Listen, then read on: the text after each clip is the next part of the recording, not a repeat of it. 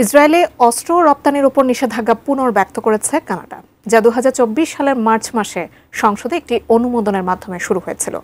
তখন ফিলিস্তিনের অবরুদ্ধ গাজা উপত্যকায় অস্ত্র ব্যবহার ঠেকাতে ইসরায়েলের উপর অস্ত্র নিষেধাজ্ঞা বহাল রাখার ঘোষণা দিয়েছিল কানাডা। কেন এই নিষেধাজ্ঞা আবার পুনর্ব্যক্ত করা হয়েছে, বিস্তারিত জানাচ্ছেন জান্নাতুন নাহার জেরি।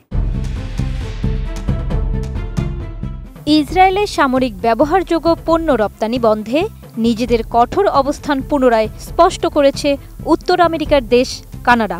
গত 29 জুলাইয়ের একটি প্রতিবেদনে দাবি করা হয়েছে যে কানাডা থেকে এখনও ইসরায়েলে অস্ত্র সরবরাহ করা হচ্ছে। মূলত এর প্রেক্ষিতে দেশটির পররাষ্ট্রমন্ত্রী অনিতা আনন্দ এই নিষেধাজ্ঞা পুনর্ব্যক্ত করেন। 3 আগস্ট তুরস্ক ভিত্তিক বার্তা সংস্থা আনাদোলুর এক প্রতিবেদনে এ তথ্য জানানো হয়। পররাষ্ট্রমন্ত্রী অনিতা আনন্দ বিবৃতিতে জানায়, ইসরায়েলে অস্ত্র নিষেধাজ্ঞা নিয়ে কানাডা কঠোর অবস্থান নিয়েছে এবং ভবিষ্যতেও রাখবে। 2024 সালের জানুয়ারি থেকে ইসরায়েল গাজায় ব্যবহার করে এমন পণ্যের জন্য নতুন কোনো অনুমোদন দেয়নি কানাডা, বরং বিদ্যমান সমস্ত অনুমতিপত্র স্থগিত রয়েছে। অ্যান্টিব্যাকটেরিয়াল অ্যাডিটিভ যুক্ত সেরা ওয়াটার ট্যাঙ্ক বিশুদ্ধ পানিতে ব্যাকটেরিয়া জন্মাতে দেয় না। গত 29 জুলাইয়ের প্রতিবেদনে 4টি এনজিওর গবেষকরা, যার মধ্যে রয়েছে world beyond war, Palestinian youth movement, Canadians for justice and peace in the Middle East এবং independent Jewish voices, Israel tax অথরিটির তথ্য উন্মোচন করেছেন, যেখানে দেখানো হয়েছে যে সামরিক অস্ত্রের যন্ত্রাংশ এবং গোলাবারুদ হিসাবে লেবেলযুক্ত কানাডিয়ান পণ্যগুলো ইসরায়েলে প্রবেশ অব্যাহত রেখেছে।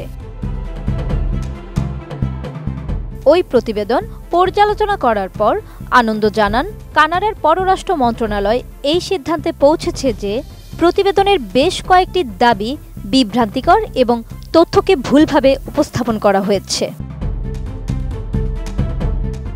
তিনি আরও বলেন, বুলেট হিসেবে চিহ্নিত জিনিসগুলো আসলে পেন্টবল স্টাইলের প্রজেক্টাইল। এগুলোর সাথে এমন সরঞ্জাম রয়েছে যা ঐতিহ্যবাহী রাউন্ড দিয়ে আগ্নেয়াস্ত্রকে অকার্যকর করে তোলে। এগুলো যুদ্ধে ব্যবহার করা যাবে না এবং যদি করা হতো তাহলে তাদের জন্য একটি অনুমতির প্রয়োজন হতো, যা মঞ্জুর করা হতো না। তিনি স্পষ্টভাবে জানান, কোনো কোম্পানি বৈধ পারমিট ছাড়া নিয়ন্ত্রিত পণ্য রপ্তানি করতে পারবেন না এবং কানাডিয়ান কর্মকর্তারা নিশ্চিত করবেন যে যারা এটি ভঙ্গ করবেন তাদের জরিমানা, জব্দ এবং ফৌজদারি অভিযোগ সহ আইনি পরিণতির মুখোমুখি হতে হবে।